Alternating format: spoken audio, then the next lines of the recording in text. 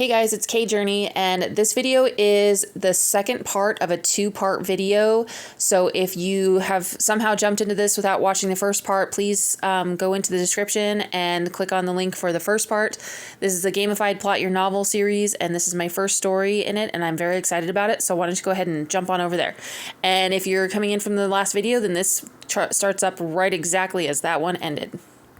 To bunker. Okay, so a fresh group of orcs at Vic's request brings something dangerous to the bunker. And while they're there, Quaid has to fight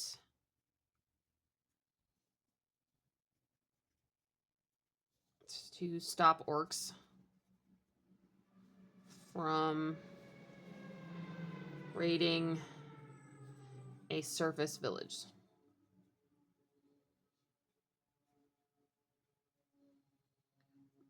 On their way back. On the orcs' way back. So, like, let's say the orcs dropped off stuff at Vic's request, and now Quaid has to stop them from raiding a surface village on their way back. And Vic doesn't recognize that she is facilitating this violence being continued against her people. She's just so desperate for a way to stop it that she doesn't recognize that she's perpetuating it. So that's fun and games, which I actually really like. Normally I don't worry about fun and games too much. Oh no, it's old juxtaposition that I don't worry about too much. So old juxtaposition is about like seeing the old world and then seeing the new world. So for Quaid, maybe this is, he remembers, maybe Quaid has some flashbacks.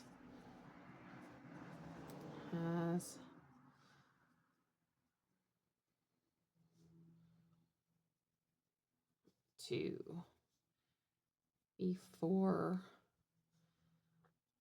migrating.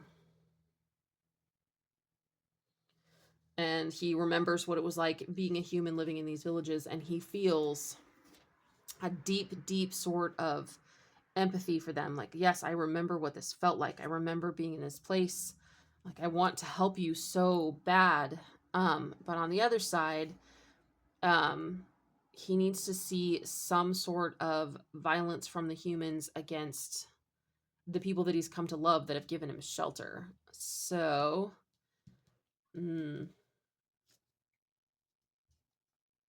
okay. So maybe he realizes that he needs to make a side here, but he doesn't have to, he's not choosing. So Quaid chooses world B. So let's go with this. Quaid chooses world B as part of his power within. So his power within, he decides, look, I need to be protecting world B as much as I care for world A and I want the humans to be safe. Their history, what they're doing, and what I know about this world over here, I need to protect this world from my own people. So we've got this whole section here that's still not filled up all before the midpoint. And then we know, so Quaid has this old juxtaposition, he remembers back and forth, and then we need a build up to Vic going full Karen status. So maybe maybe a group of dragon riders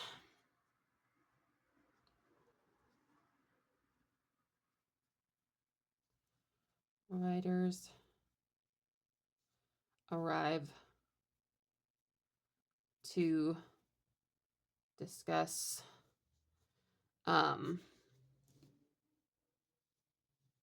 Vic's experiments. And something happens.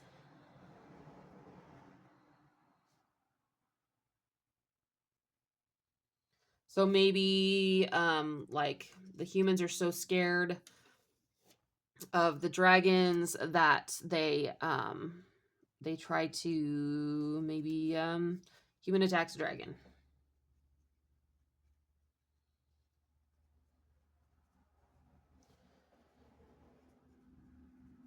And dragons kill the humans.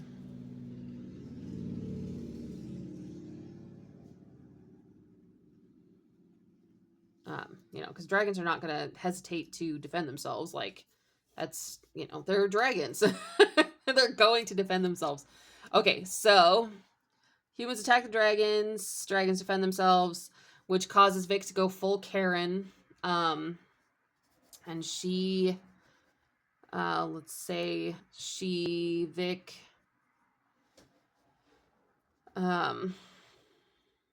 uses evil magic in next creature creation. So maybe she's using the magic to change and to grow these creatures, or maybe she's taking living creatures. Oh, that's creepy. Maybe she's taking living creatures and she's morphing them using this magic. That would probably maybe be an escalation. We're going to do that. Vic using live. Ooh, no, okay. Vic using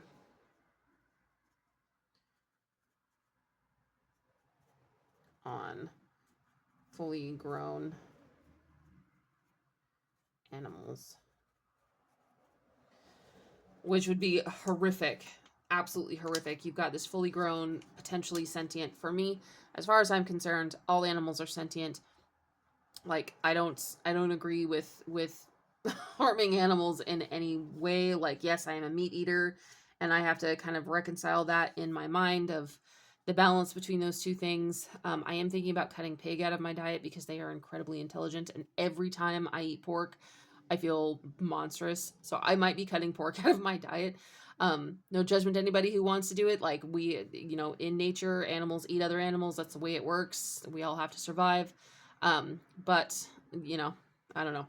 I'm on the fence about it because I do believe that animals, especially animals like crows and pigs and octopuses and things like that, they have an intelligence that we don't understand, and we're just killing them and eating them. Well, not the crows part, but, you know. Anyway, that's a whole other conversation that I don't want to have here. But it would be horrifying to me for her to take, like, an animal, like, let's say a pig and something else, like maybe a pig and you know, that highly intelligent creature, and then adding, you know, creatures from, like, let's say a crocodile, or, you know, something vicious, and blending them together with this dark magic and creating something that's just huge and monstrous. Number one, it would be absolutely torturous on the actual animals themselves. Number two, it would create something that would be potentially uncontrollable and unstoppable that we wouldn't understand because we already don't understand these separate intelligences. So that kind of really ticks that button for me. That's probably something that I would go for if I was going to write this, just to show kind of how far she's willing to go and how monstrous she's willing to be to protect her people. And that's why she thinks she's right. And she's willing to do anything to do it, to, you know, what she thinks is right. Okay, so let's come back to these because I feel like we've got this really good buildup in here. And we kind of need to still set the stage a little bit. So we've got a visit from Sasha about the new creatures. Maybe, let's say, let's go with, this is not going to be from Quaid's perspective, though, but we're going to go with a Vic, Sasha scene. Sasha's bringing Vic, some sort of, smaller magical item to use in experiments, because Sasha's not quite against what Vic is doing. Sasha agrees that humans need to be able to defend themselves and using magic and sort of some things too, but Sasha does not agree with creating monsters. But Sasha's also trying to survive and make money. And on top of that, the more Sasha engages with Vic and with what's going on in the bunker, the more Sasha can survive what potentially is coming. So Sasha wants to kind of play on all sides to be able to survive what is coming. And if I were writing this from Sasha's point of view, it would be I would love to write this from Sasha's point of view, actually. Okay, so let's go with a Vic Sasha scene here, even though it's not a Quaid scene, because it would give the reader kind of an understanding of where these things are. So then we've got action. So let's say on top of that, we've got, Quaid at Human Village.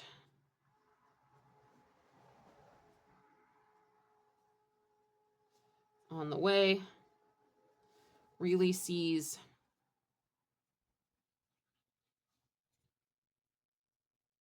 the world he left behind.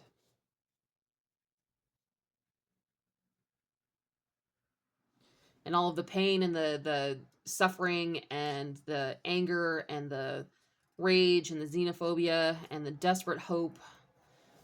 So Quaid, let's say this is from Quaid's perspective. Quaid is on the way and he's running into a village, and then maybe let's say Quaid reaches like this meeting point, reaches a bunker.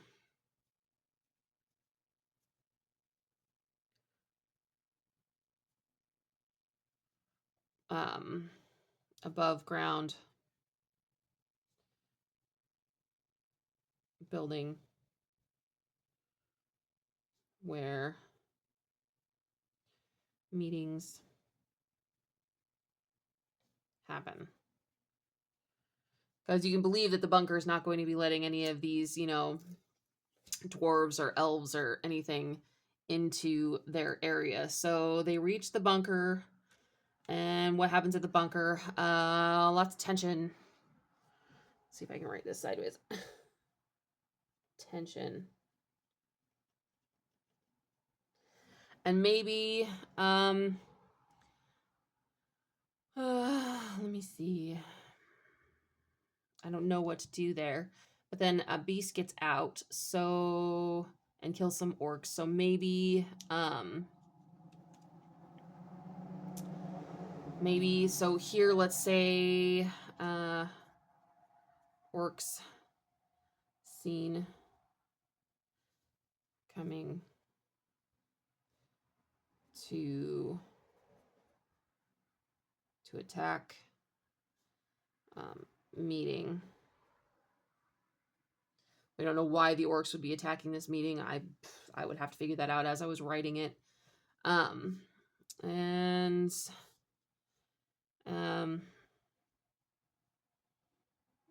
they're strategizing.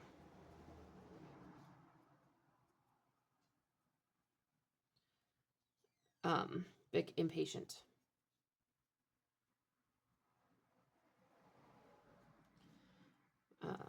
So Vic is impatient. She wants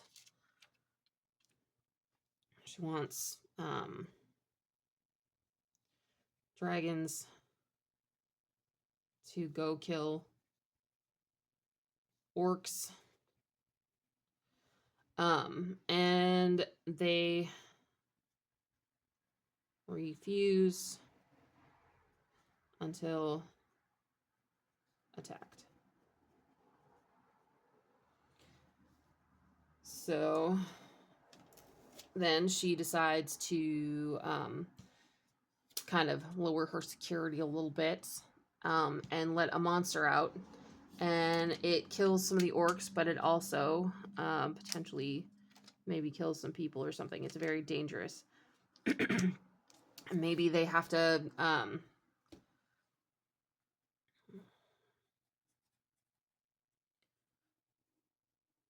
kill the monster to stop it from attacking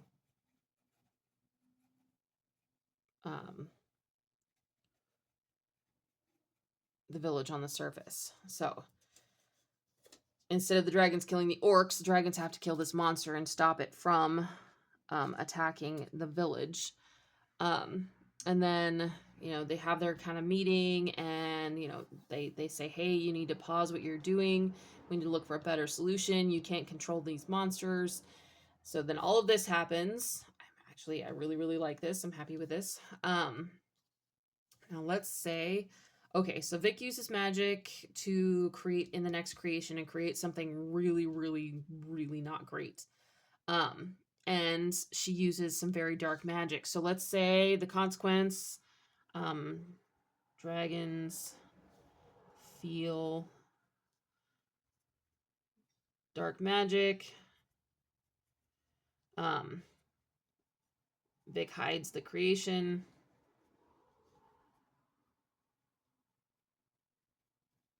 Denies them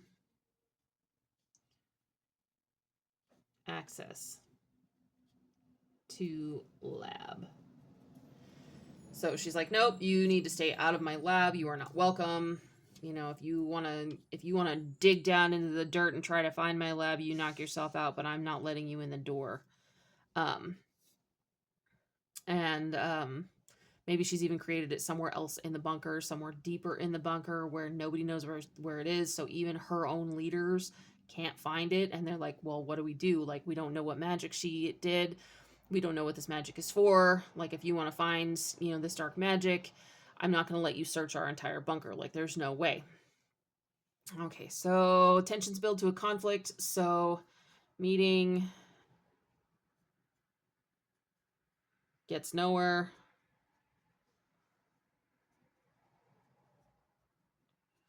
uh, Vic denies another creature.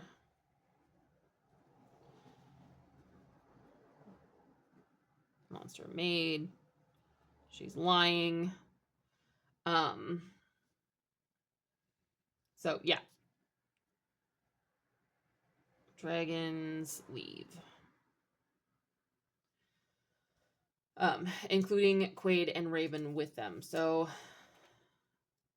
and maybe Raven is this entire time giving Quaid an understanding of like, okay, this is where Vic would potentially be coming from, so this is what you need to watch out for. Which I also like. I'm weirdly going through this in a much more linear way than I usually do. I usually bounce back and forth and jump all over the place, which, like you saw, I end up building all of this and then coming back and doing this. I usually build here and then like here and then like here and then like and then it's all over the place. Um, okay, so we know that the meeting gets nowhere, but Quaid can't go back.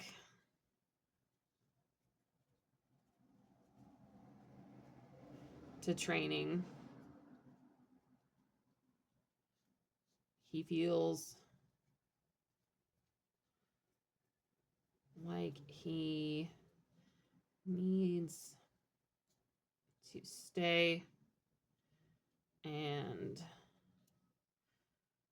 watch. Okay, so, and this is where I would start kind of building in more of Sasha and Quaid. So, like, maybe they had a light flirtation. So, if we're looking at the 3-book thing, um, I would have them kind of meet here, and then this would be building the tension, and then they would become a couple here. So maybe we start with some of the romance here that's happening kind of in these dark moments where their relationship needs to go from friendly here and kind of not quite trusting each other as much. Maybe he's judging Sasha for helping, and then he kind of maybe Quaid confronts Sasha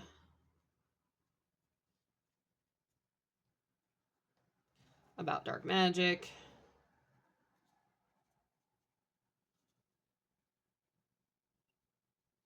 Sasha, I didn't do that.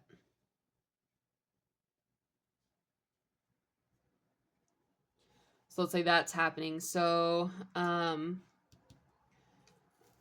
that would happen like here at the maybe the reversal, like, hey, these dragons are feeling this dark magic.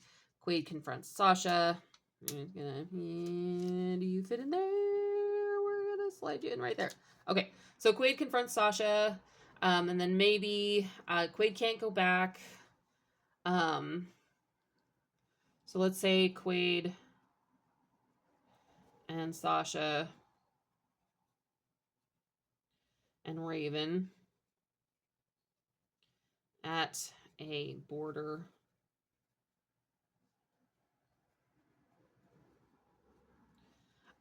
village. So this is the calm before the storm. They're at a border village and they're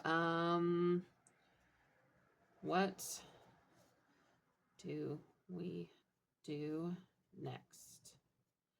Like, how do we stop this? We know that this dark magic is happening. We have no proof. We have no access. We don't have the power to break in and stop it, but it's dangerous and it's going to get a lot of people killed. So that's their calm before the storm. And then I don't know what about our plot twists or unexpected hope, but I do know that here, Vic's creature is released.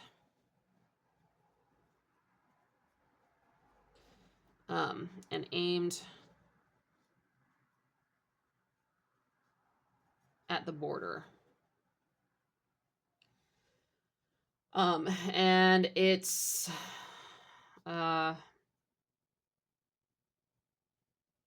kills a lot. Maybe even a dragon. Okay, so this thing is monstrous and evil and let's say, and they can't kill it. Kill it. It goes back to Vic. Okay. So this is our like holy crap. This could also be considered like trial and opposition where you know the thing comes full force, but I like this more here. So, you know, it's gonna go here. Okay, so they can't kill it and it goes back to Vic. So maybe let's go with an unexpected hope here. So maybe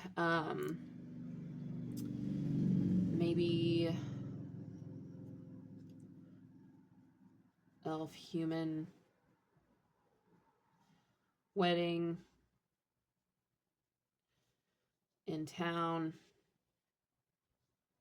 big celebration.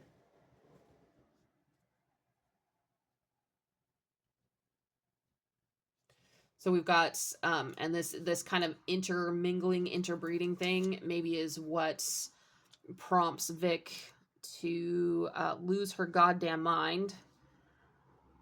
Maybe like she knew it was coming and she was hoping that it wasn't going to. I don't know how she would find out about it, but she releases her creature in response to this idea of this mingling of these two worlds, with like interbreeding potentially. So Quaid has to choose a world and he chooses world B. Sasha chooses the humans. For hope. So she's hoping that she can change them from within. So hope for change. And this is how they're going to end up on opposite sides because they've been working together and kind of they're back and forth in between. I'm going to love the idea of them having to overcome all of this and come back together at the end in book 3. That would be great. So Sasha is going to choose the human side so that she can hope to change it from within. And then we need a big battle that breaks it. So let's say it made it back. They can't kill it. So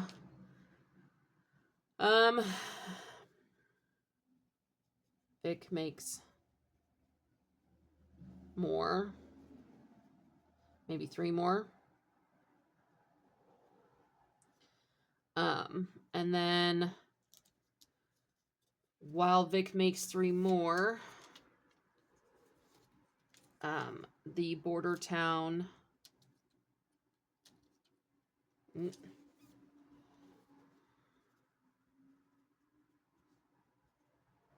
creates defenses.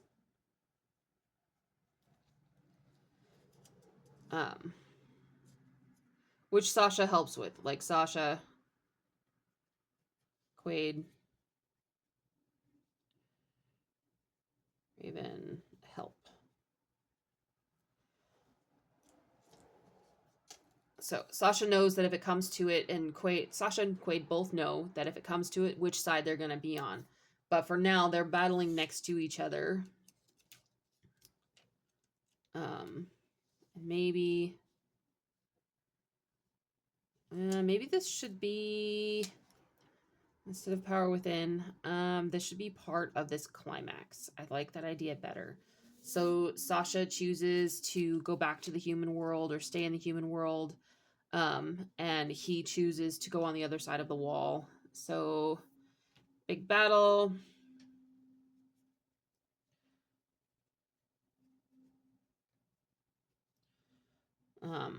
Monsters killed, but at a great cost.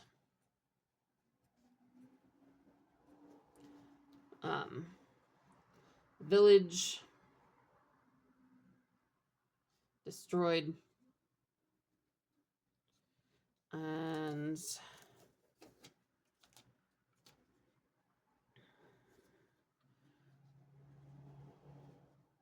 dragons and dwarf,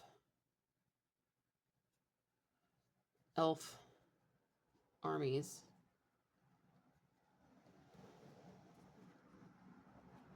called to the wall.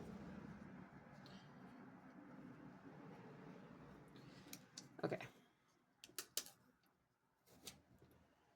So yeah, okay, so lots of things died. And you know, they've killed these monsters, but they know more is coming. And the town is broken up into two sides. Some people, so town splits.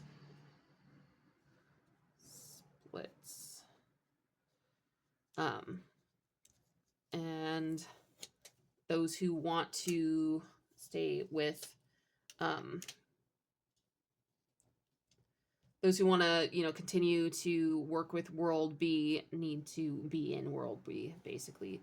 Otherwise, Vic is not going to stop. And maybe, yeah, I think that works there. So this convergence is where subplots and main plots kind of converge. This is where I would have, like, maybe a Sasha Quaid romance, and then separation, and Vic has a breakthrough.